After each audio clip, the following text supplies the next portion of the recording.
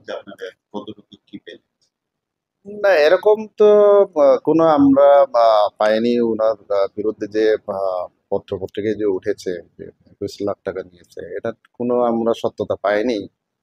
বরং একটা তদন্ত করতে গিয়ে একজনকে আমরা অ্যারেস্ট করেছি, যেটা আপনারা সবাই জানেন।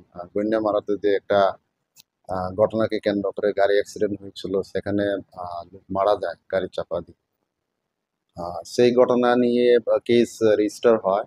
আমরা তদন্ত করেছি। তার মধ্যে একজন আমরা টপাজ্জল হোসেনু, তাকে আমরা অ্যারেস্ট করেছি। তখন মাঝখানে এরকম নিউজ পেপারে উঠেছিল যে প্রকৃত যে যে দোষী ড্রাইভারকে বদল করে একজনকে করা হয়েছে, এরকম তা না। আহ, এখনো সেই যে ড্রাইভার, যে অ্যাকিউজ ড্রাইভার, যে ফারুক মিয়া বলে যে আছে, ওইটা আমরা জানতে পারি যে আর্মিতে চাকরি করে।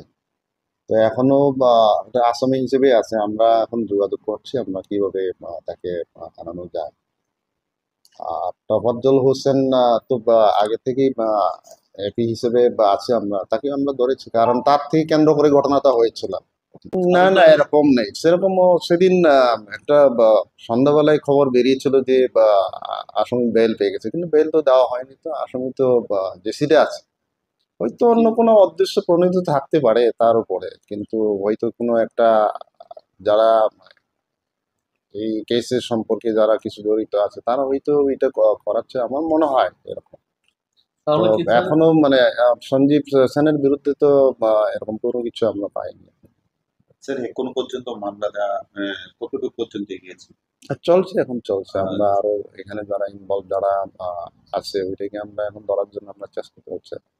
যার বিরুদ্ধে একটা অভিযোগ ছিল যে সে নাকি এখনো চাকরিতে জয়েনিং করে ফেলেছে, তাকে ধরে নিয়ে এরকম। হ্যাঁ, এখন যেহেতু আমাদের কাছে এরকম খবর এসছে, আমরা এখন আর্মি অথরিটির সঙ্গে আমরা যোগাযোগ মানে করা হচ্ছে এখন, তাকে তাহলে যাতে আমাদের।